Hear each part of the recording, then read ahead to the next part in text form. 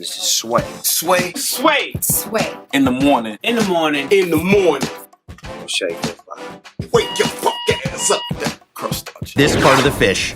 After it's been boiled in salt and water, Paolo serves it with olive oil and capers. Nothing like a little preserved tuna sperm to kind of cap off a good meal.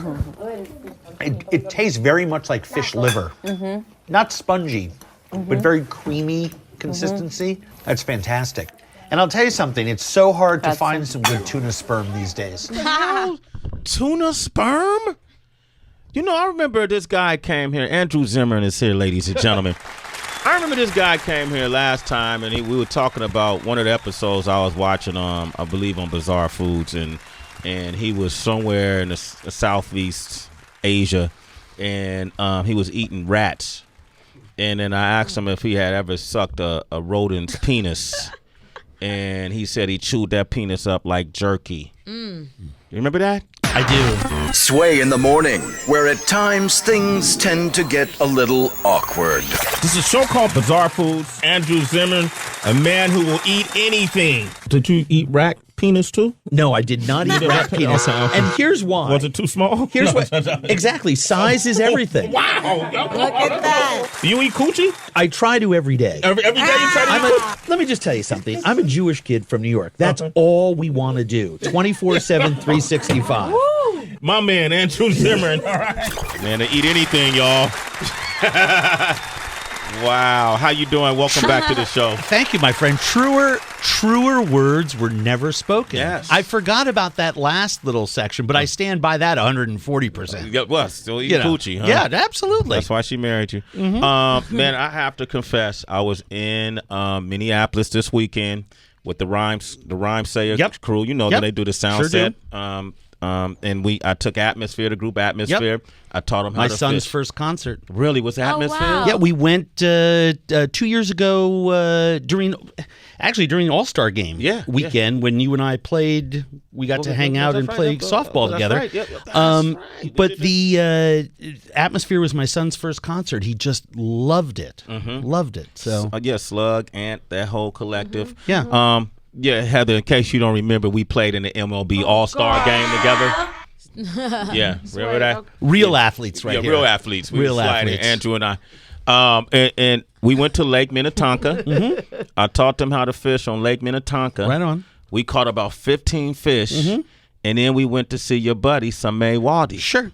And he has his restaurant downtown. Yeah, World Street Kitchen. Did you go there? We went to World Street Kitchen. Okay. And he took the bluegill and the bass that we caught, and he especially prepared it. Yeah. He prepared it for us, That's fantastic. Right then and there. Or did you go to Saffron, his fancier place? Oh, no, we went to World Street. Okay. It's fantastic. I had a killer day on Minnetonka fishing the other day. I pulled about 30 bluegill out of the water. We went to a Friday night fish fry. You talk about a place where there are no Jews and no black people. Yeah. It is a Friday night fish fry at a VFW in the middle of northern Minnesota. Wow. I don't want to say I walked in the door and the whole room stopped, but I walked in the door and the whole room stopped. The whole room stopped. Yeah. And see, at least you look, white and Jewish, kind of. We can't yeah, tell it apart. No, it's true Okay, that there's a little bit, but I glow. There's something about me that just says Jewish. I don't have blonde hair and bangs. Yeah. I love my people in Minnesota. I love them. But for generations, Minnesotans were blonde with bangs, and they talked at the tops of their shoes. Yeah. And they look, and it's different now. We're becoming different. You were just out there. It's a great city. A beautiful city. It's happening. But where I was in Lake Minnetonka, there's no. There was it was me and the rest of everybody else. So it was not that much diversity. We're working on that. Yeah, we're working on that. My new show. It's funny that you talk about that because we just shot a pilot for a show that I'm working on called Bucket List, and one of the things that we did was we went. There's a very large Ethiopian and Somali community there. East African community in the Twin Cities is very large, and they've gotten some awful press recently because a couple of young men from there 2 years ago tried to get to Syria and fight for ISIS and all this other kind of stuff.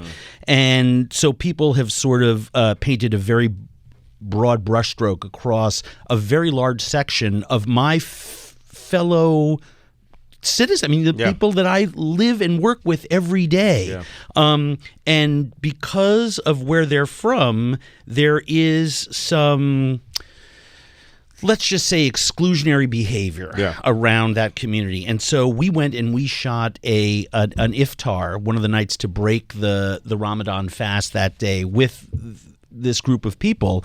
And they invited me to share in the Muslim prayer ritual after, they get 2 plates of food, one to eat so that you can focus on the spirituality of the moment, so you're not thinking about food, and then you pray for 10 minutes, then you go back and eat, and then you fast again until the next night.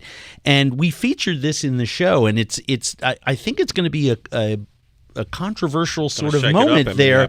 But it's an amazing thing watching my city that I've lived there for 25 years. Watching it change has just been incredible, and it is becoming more diverse. It is becoming much more exciting to live there. Culturally, it's more exciting. There's a lot more to do there, but it's changed so quickly in such a short amount of time in a generation that it's created a lot of problems, as other cities that grow very fast do too. And so trying to help that out is something I focus on. People be scared of change. When I was out there because of the Philando Castile murder, people were out there protesting, and I was trying to find out, give me this is, we don't know what's happening in the Twin Cities, but when you're there and you're on the ground, you see, it's a lot of division in the Twin Cities. A lot of it's segregated in some parts. Yes. I would have never known that, man. What is your take on all this, and how which part? You brought up a couple really interesting things. Philando Castile. What is your take on that? How does that happen? And I think, first of all, we're seeing it everywhere, not just in Minnesota. And I firmly believe that rushing to judgment is a problem. Yeah. However, in the day and age of the cell phone, when you can see things go down in real time, and we've seen things over the last couple of years that have happened where we thought something was one way and it was another. So we all know to take a deep breath. However, when I look at that footage, and when I look at how people are treated by policemen, and when I look simply at the facts, right? My son goes to a public school in the city, and there are more people of color in his classroom than there are white people. And when I think of my friends and their kids and the stories that I hear from my friends and how the experiences that they've had and how they worry about what happens and I know this sounds like a cliche, but what happens when their 13-year-old wears a hoodie and walks down the street as opposed to my 11-year-old walking down the street with a hoodie, it scares the living crap out of me. Yeah. This is a very, very, very small planet, and we are in very, very, very dangerous times. Forget about the interpersonal issues between human beings. Just with how we treat our planet. How we treat each other should be a completely different picture than the way we are doing it now. And the simple facts on the ground are crystal, crystal clear. People of color, whether it's brown or black or yellow, are suffering at the hands of law enforcement in a disproportionate percentage than white people are. Whether it's being shaken down, whether it's how they're treated for a minor offense or whatever. And when you do that, the percentage increase for things to happen increases.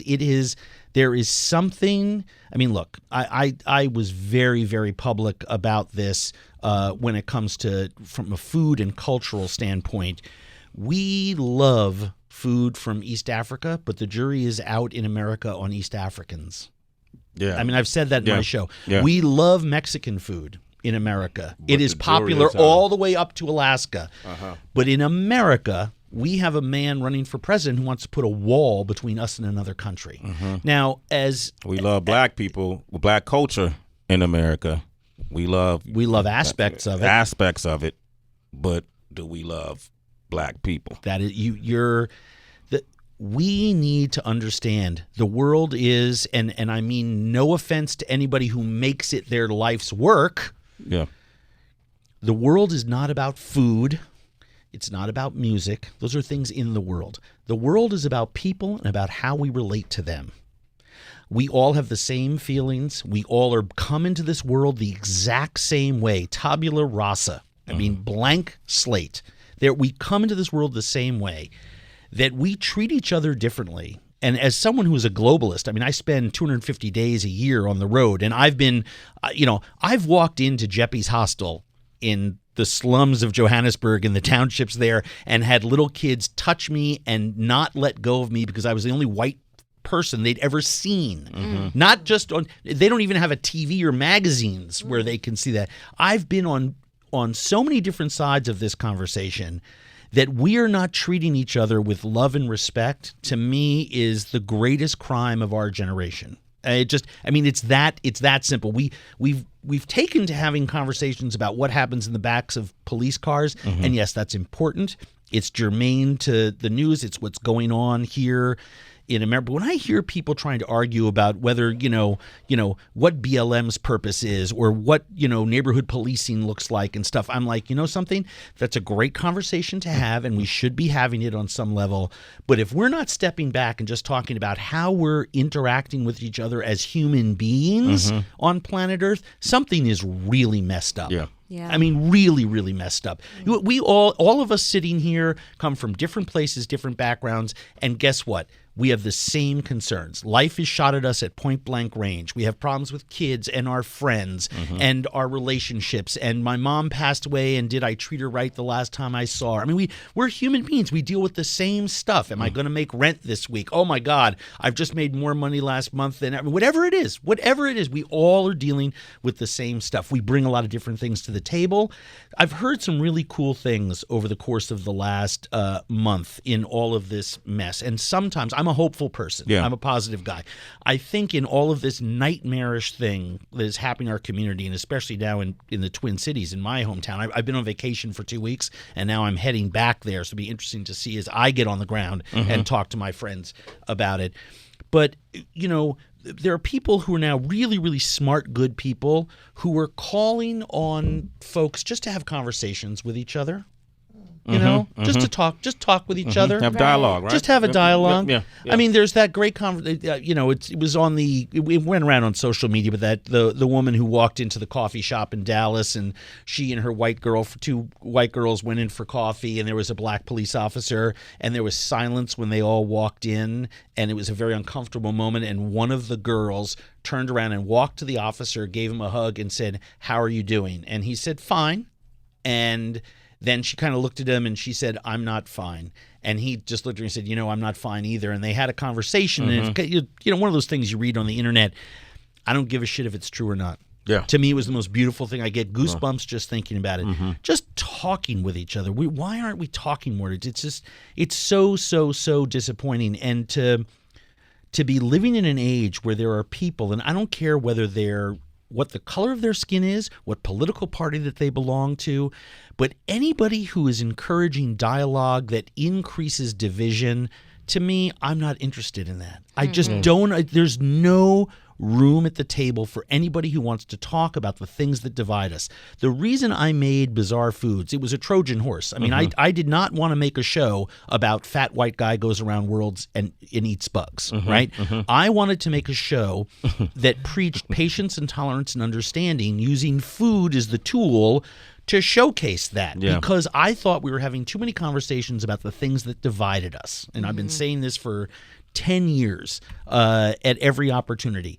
We need to talk about the things that we have in common. Yeah. And I think it's really that simple. And to be super specific, if what I see and have read is true, then the deaths of many young men at the hands of law enforcement has been criminal or borders on criminal. Yeah. And I have family members that have served. My mother-in-law served as a police officer in Anoka, a city just outside of the Twin Cities. I am very pro-police. Yeah. I stand behind my police departments. I love my police. They keep us all safe. They are tasked with a horrifically hard job.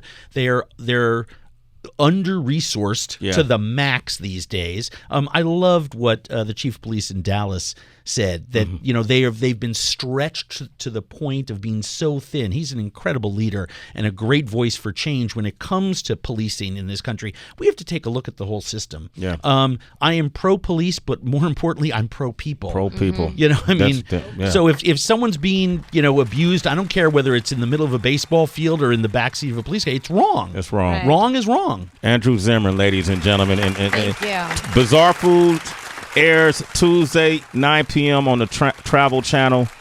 I think we're gonna close the show with that, if you don't mind, man. No, it's fantastic. Okay. You know I love you. Don't come to Minneapolis again because you have my phone number. I have your number.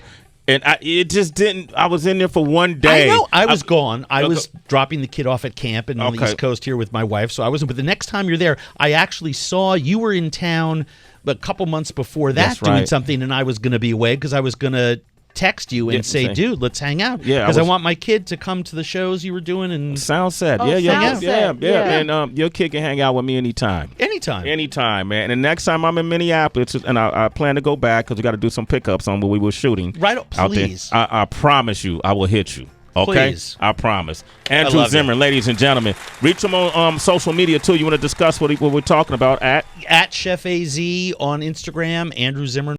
It's Sway in the morning, only On Shade 45. Killer.